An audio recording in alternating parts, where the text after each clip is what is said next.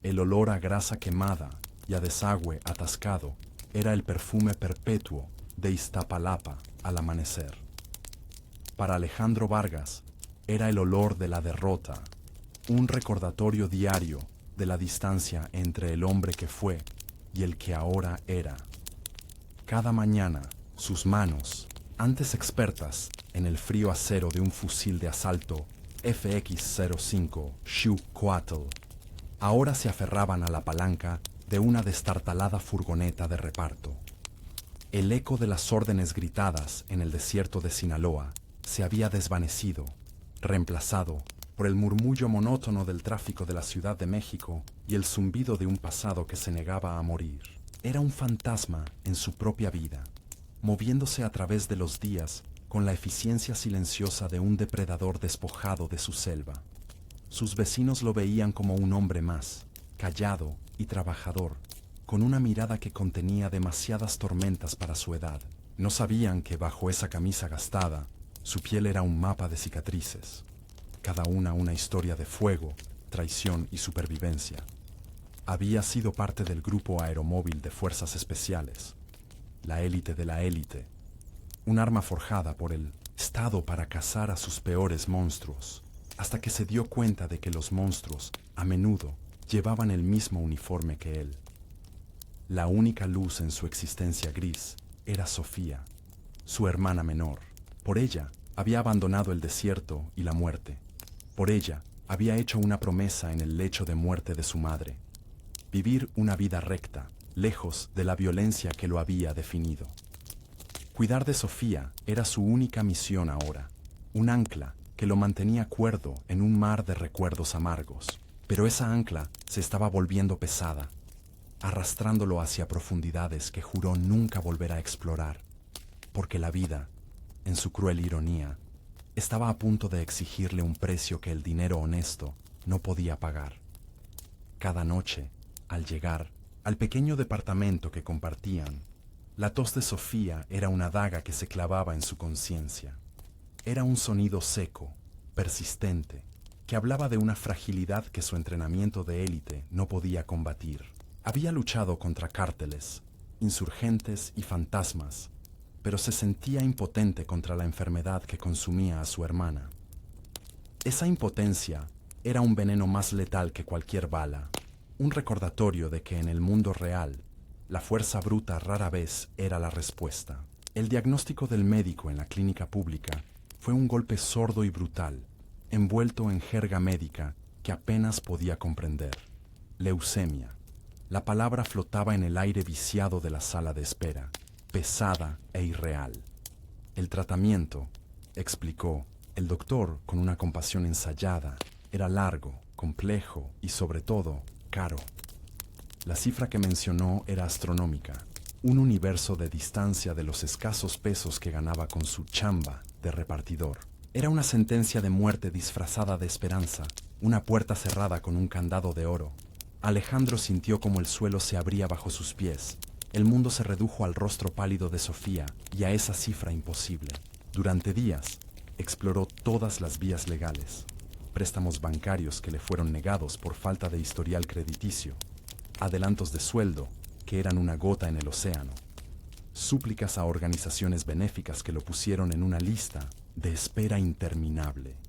Cada no era un clavo más en el ataúd de su esperanza. Cada puerta cerrada, un eco de su propio fracaso como protector. La desesperación comenzó a roer los bordes de su promesa. Una noche, un viejo conocido del barrio, el Flaco, un peón de bajo nivel en el tablero del crimen local, se le acercó. Con una sonrisa untuosa, le habló de jales fáciles y lana rápida, de usar su evidente dureza para algo más productivo que cargar cajas. Alejandro lo rechazó con una frialdad que heló al Flaco, pero la semilla de la tentación había sido plantada. El olor a dinero fácil era nauseabundo, pero el olor a muerte inminente era insoportable. En su mente, la batalla era feroz. La imagen de su madre, su último aliento pidiéndole paz, luchaba contra la imagen de Sofía, su vida desvaneciéndose con cada tos. Era un soldado atrapado en una guerra sin armas, un estratega sin un mapa. El camino recto era un callejón, sin salida, y el camino torcido, un abismo del que juró escapar. Por primera vez, desde que dejó las fuerzas especiales, Alejandro Vargas se sintió verdaderamente atrapado, no por el enemigo, sino por el amor. Fue en el punto más bajo de su desesperación que la vida le presentó una figura inesperada.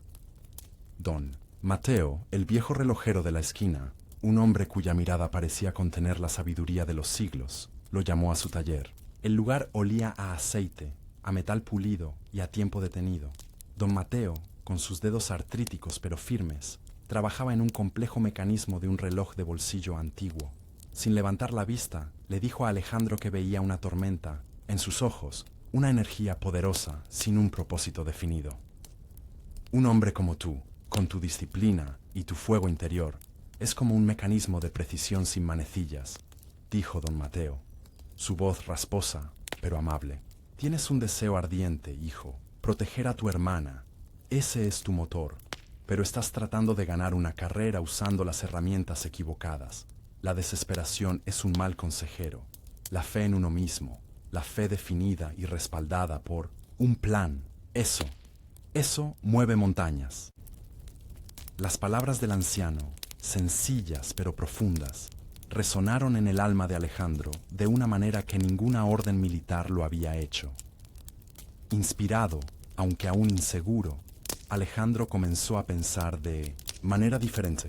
No se trataba de elegir entre el bien y el mal, sino de encontrar un tercer camino, uno que utilizara sus talentos únicos, sin traicionar su código moral. Fue entonces que recordó a un antiguo contacto, un exoficial de inteligencia que ahora dirigía una firma de seguridad privada de alto nivel. Con un nudo en el estómago, hizo la llamada. No pedía un favor, ofrecía un servicio. Sus habilidades, las mismas que el gobierno había cultivado y luego descartado, a cambio del único precio que importaba. La respuesta fue casi inmediata. Había un trabajo, de alto riesgo, de alta paga, en la zona gris de la legalidad, pero no era un trabajo para el narco. Se trataba de proteger a una periodista de investigación, Elena Morales, que había estado hurgando en el nido de avispas de la corrupción política y empresarial, al más alto nivel. El cliente era anónimo. El pago era suficiente para cubrir el tratamiento de Sofía varias veces. Era el cruce del umbral. Alejandro aceptó. Se estaba poniendo de nuevo el uniforme, aunque esta vez era uno invisible. El encuentro con Elena Morales no fue lo que esperaba. En lugar de una mujer asustada, encontró a una leona acorralada, con ojos que ardían con la misma intensidad que los suyos, aunque por razones diferentes. Lo midió de arriba a abajo. Su escepticismo era una barrera casi física. «Tú eres mi sombra. Pareces más un repartidor que un guardaespaldas», dijo, su voz afilada como el cristal roto. Alejandro no respondió con palabras, sino con una calma gélida que la desarmó más que cualquier demostración de fuerza. La primera prueba llegó antes de lo que nadie anticipaba. Mientras salían de las oficinas de un periódico clandestino en la colonia Doctores, un sedán negro sin placas les cerró el paso. Dos hombres armados bajaron, moviéndose con una eficiencia profesional que Alejandro reconoció al instante. No eran matones comunes. El tiempo pareció ralentizarse para él.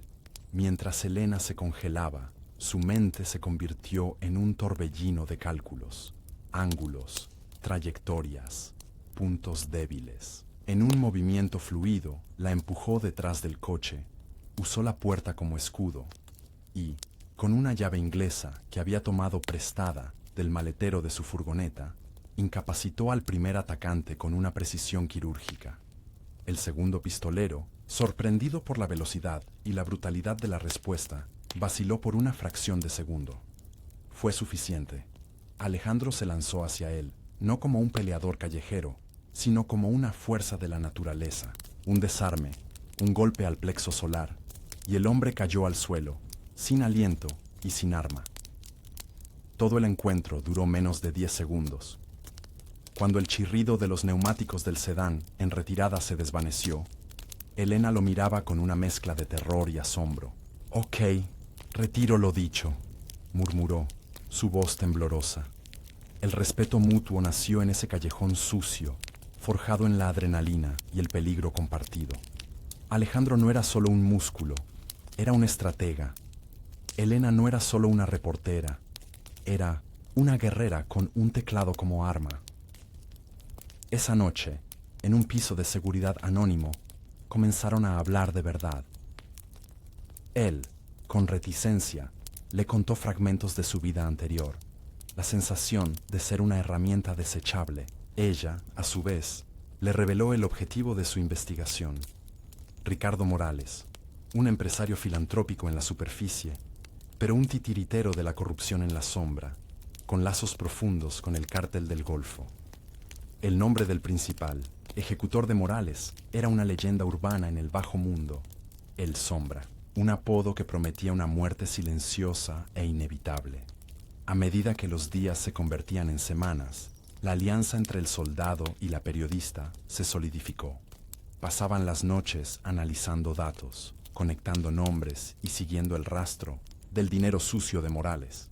Alejandro le enseñó a Elena a ser consciente de su entorno, a pensar tácticamente. Ella, a su vez, le mostró el poder de la información, cómo una sola pieza de evidencia podía derribar imperios. Él protegía su cuerpo. Ella le daba un propósito a su lucha, una causa que se sentía más justa que cualquier guerra en la que hubiera luchado. El segundo intento fue más sofisticado, un intento de hackeo masivo a los servidores de Elena, seguido de un accidente de gas en su antiguo departamento. Alejandro, paranoico por naturaleza y entrenamiento, había insistido en que se mudaran la noche anterior. Vieron las noticias desde la ventana de su nuevo escondite. Los camiones de bomberos rodeando un edificio que ahora era una escena del crimen. Fue entonces cuando ambos entendieron la magnitud de su enemigo. El Sombra no era un matón. Era un fantasma como Alejandro, un operador de élite, pero al servicio de la oscuridad. La investigación los llevó a un nombre clave, un contador que trabajaba para las empresas fachada de Morales. Lo encontraron viviendo con miedo en un pequeño pueblo en el estado de Hidalgo. Convencerlo de hablar fue tarea de Elena. Mantenerlo vivo hasta que pudiera hacerlo fue tarea de Alejandro. Se atrincheraron en una modesta casa de campo, esperando un contacto que los llevaría a un lugar seguro. Pero el Sombra estaba siempre un paso por delante. La noche cayó como un sudario, y con ella un equipo de sicarios descendió sobre la casa. La batalla fue un infierno de cristales rotos y disparos ahogados por silenciadores. Alejandro se convirtió en el depredador que había sido. Usando la oscuridad y el conocimiento del terreno que había estudiado meticulosamente, se movió como un espectro. No luchaba para matar, sino para incapacitar, para crear una vía de escape. Era una sinfonía, letal de movimiento y violencia controlada. Logró sacar a Elena y al contador por la parte trasera, mientras los sicarios, confundidos y diezmados, disparaban a las sombras. El escape fue por poco, dejando atrás un rastro de caos que confirmaba que habían golpeado un nervio expuesto. El contador, aterrorizado pero agradecido, les dio la pieza que faltaba. No eran documentos físicos, era la ubicación de un servidor cifrado, un libro de contabilidad digital que detallaba cada soborno, cada lavado de dinero, cada asesinato ordenado por Ricardo Morales. La cueva del lobo no era otra que el ático de la Torre Morales, en el 1900, corazón de Santa Fe, un rascacielos de cristal y acero que era un monumento a la arrogancia de su dueño. Infiltrarse allí era una misión suicida, un desafío directo al corazón del imperio de Morales. La planificación fue meticulosa. Elena usó sus habilidades de investigación para obtener planos, horarios de seguridad y códigos de acceso de bajo nivel. Alejandro diseñó la estrategia de infiltración, una operación de precisión que dependía del sigilo y la velocidad.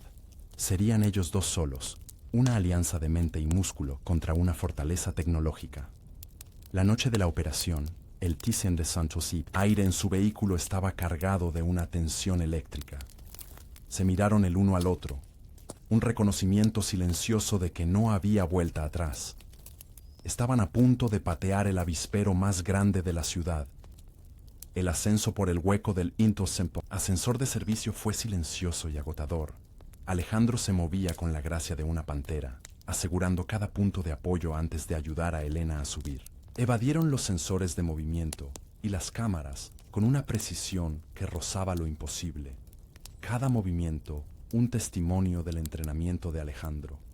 Llegaron al piso técnico debajo del ático, el corazón nervioso del edificio. Mientras, Elena se conectaba a la red interna con un dispositivo especializado. Alejandro vigilaba, sus sentidos agudizados al máximo, escuchando el más mínimo sonido fuera de lugar. El plan iba a la perfección. Elena logró aislar el servidor y comenzó la descarga de los datos, un proceso angustiosamente lento. Fue entonces cuando todo se vino abajo. Un protocolo de seguridad silencioso, uno que no estaba en los planos, se activó, alertando a un equipo de seguridad de élite que estaba permanentemente en el edificio. No eran los guardias habituales, eran mercenarios, leales solo al dinero de Morales. Las puertas del piso técnico se abrieron de golpe y el infierno se desató. Alejandro reaccionó por instinto. Empujó a Elena y el portátil detrás de una serie de conductos de ventilación, creando una barricada improvisada. ¡No te detengas! ¡Saca esa información!, gritó por encima del estruendo de los disparos. Lo que siguió fue una defensa, desesperada y heroica. Usando el entorno a su favor, convirtió el piso técnico en una trampa mortal, pero eran demasiados. Una bala le rozó el costado, un dolor agudo que le robó el aliento. Sabía que no podrían aguantar. Justo cuando Elena gritó, «¡Lo tengo!», las sirenas comenzaron a aullar en la distancia. Alguien, quizás un civil que escuchó los disparos, había llamado a la policía. Las luces rojas y azules pintaron las ventanas del rascacielos. De repente, no solo estaban luchando contra los hombres de Morales, sino que estaban a punto de ser atrapados en una redada policial masiva. En medio del caos, con los mercenarios de Morales retirándose para no ser capturados, las fuerzas especiales de la policía de la Ciudad de México irrumpieron en el piso. Vieron a un hombre con un arma improvisada, herido, junto a un equipo informático. No vieron a un héroe, vieron a un delincuente. Alejandro levantó las manos. Su misión ahora era asegurar que Elena escapara con la evidencia. Ella se deslizó por un conducto de servicio, mientras toda la atención se centraba en él. El frío del acero de las esposas en sus muñecas fue el sonido del fracaso. En la parte trasera de la patrulla, el mundo de Alejandro se redujo a un borrón de luces de la ciudad y al dolor punzante en su costado. Había fallado. Elena había escapado, sí, pero él estaba capturado, clasificado como un delincuente más en el sistema que una vez sirvió. En la estación de policía, el trato fue rudo y despectivo. Lo arrojaron a una celda de detención, el olor a desinfectante y desesperación llenando sus pulmones. Su mente, sin embargo, no se detuvo. Analizó las rutinas de los guardias, las debilidades estructurales de la celda, las posibles rutas de escape. El soldado en él nunca dormía. La interrogación tuvo lugar en una habitación pequeña y sin ventanas. Frente a él se sentó el comandante Rivera, un veterano de la fuerza, con ojos cansados que lo habían visto todo y una reputación de ser incorruptible pero implacable. Rivera repasó el informe preliminar: allanamiento, tiroteo, posible vínculo con el crimen organizado, pero algo no cuadraba. La forma en que el sospechoso se comportaba, su calma bajo presión, la eficiencia con la que había sido desarmado, casi como si se hubiera dejado atrapar, y la herida de bala, tratada con una pericia que sugería entrenamiento médico de campo. «¿Quién eres, cabrón?», preguntó Rivera, su voz grave. «No eres un pinche ratero cualquiera». Alejandro permaneció en silencio, su rostro una máscara impasible. Frustrado, Rivera ordenó que le tomaran las huellas dactilares y las pasaran por todas las bases de datos, criminales, militares, federales. Quiero saber hasta qué tipo de sangre tiene este fantasma, ladró el comandante a su subordinado. Mientras esperaban, el silencio en la sala era denso, un juego de voluntades entre dos hombres forjados en mundos de violencia. La puerta se abrió de repente. Un joven oficial entró, pálido y con los ojos muy abiertos, sosteniendo una tableta, como si fuera un artefacto explosivo. Se la entregó a Rivera sin decir una palabra. El comandante frunció el ceño, leyendo la pantalla. Su expresión cambió lentamente del escepticismo al asombro y luego a un profundo e innegable shock. Levantó la vista hacia Alejandro, pero ahora no veía a un delincuente, veía una leyenda. El archivo era clasificado, sellado por la Sedena. Alejandro Vargas, miembro del Grupo Aeromóvil de Fuerzas Especiales, condecorado con las más altas medallas al valor, y oficialmente listado como desaparecido en combate, presunto muerto, durante una operación encubierta en la Sierra de Sinaloa hacía 3 años. La policía había capturado a un fantasma. La atmósfera en la sala de interrogatorios cambió por completo. El comandante Rivera despidió a todos los demás oficiales, dejando solo a los dos. Se sentó, no como un interrogador, sino como un colega, un veterano frente a otro. He oído historias sobre tu unidad, sobre la Operación Alacrán.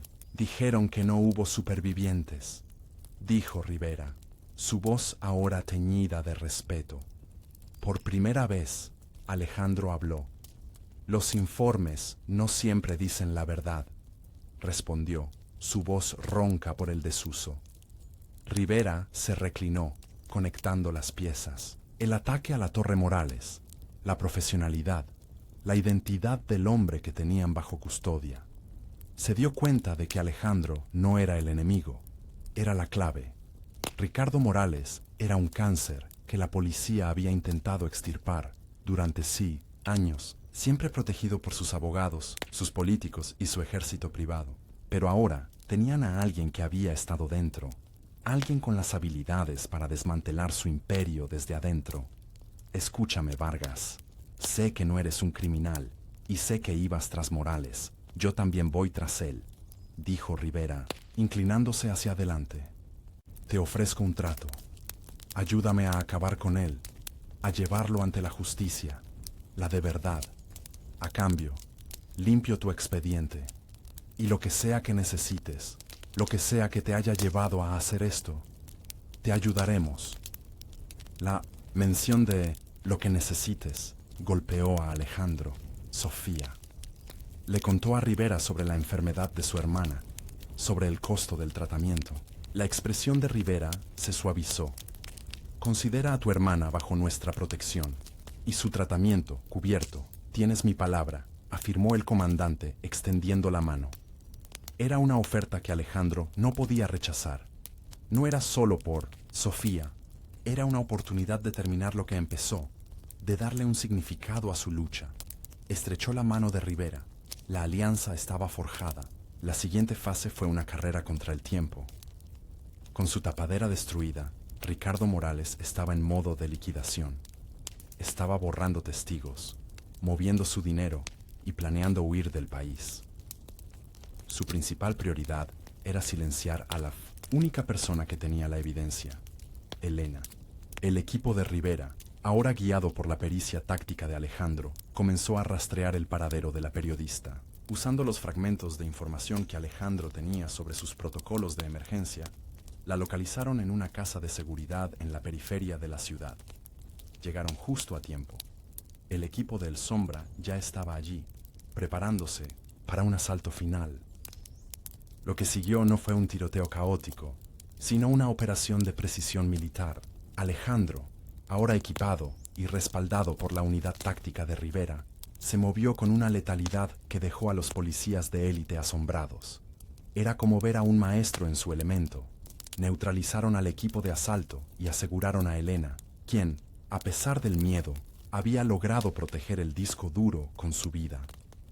Con Elena y la evidencia a salvo, el golpe final estaba listo. La inteligencia indicó que Morales planeaba escapar en un jet privado desde un aeródromo clandestino en Toluca esa misma noche. Era su última oportunidad. La unidad de Rivera, con Alejandro a la vanguardia, se dirigió al aeródromo, moviéndose bajo el amparo de la oscuridad. La confrontación final era inminente. En la pista, bajo las luces del hangar, Ricardo Morales esperaba junto a su jet, flanqueado por su último y más letal guardaespaldas, el Sombra. El enfrentamiento fue inevitable. Mientras el equipo de Rivera se movía para arrestar a Morales, el Sombra se interpuso, un espectro silencioso vestido de negro. Pero su objetivo no era el equipo SWAT. Sus ojos estaban fijos en Alejandro. Era un duelo personal, un choque entre dos caras de la misma moneda. Se enfrentaron en un combate brutal y técnico, un ballet de violencia donde cada movimiento podía ser el último. No era solo fuerza, era estrategia, anticipación. Alejandro, luchando no por un gobierno o por dinero, sino por la justicia y por su hermana, encontró una fuerza que no sabía que aún poseía. Logró desarmar y someter a El Sombra, no con un golpe de suerte, sino con una técnica impecable que demostraba por qué era el mejor. Con su protector derrotado, Ricardo Morales se rindió sin luchar, su arrogancia finalmente rota. Los días que siguieron fueron un torbellino. La noticia de la detención de Ricardo Morales y el desmantelamiento de su red de corrupción sacudió al país. Las pruebas proporcionadas por Elena eran irrefutables, implicando a políticos, jueces y empresarios de alto nivel. Se convirtió en la historia del año y Elena en una heroína del periodismo. El comandante Rivera cumplió su palabra. El expediente de Alejandro fue sellado y su estatus oficial cambiado a rescatado. Y lo más importante, se aseguró de que Sofía fuera admitida en el mejor hospital oncológico del país, con todos los gastos cubiertos por un fondo de testigos protegidos. El verdadero elixir, sin embargo, no fue el dinero ni la limpieza de su nombre, fue la restauración de su propósito. Alejandro ya no era un fantasma atormentado por su pasado, ni un hombre roto sobreviviendo en los márgenes. Había tomado las habilidades forjadas en la guerra y las había utilizado para proteger, para buscar justicia en sus propios términos. Había transformado la derrota temporal en una victoria resonante, demostrando que la herramienta más poderosa que poseía no era un arma, sino un deseo ardiente, enfocado y dirigido por un plan. La última escena no transcurre en un campo de batalla, sino en una habitación de hospital silenciosa y soleada. Sofía, aunque pálida y débil por la primera ronda de quimioterapia, le sonrió. Una sonrisa genuina que iluminó la habitación.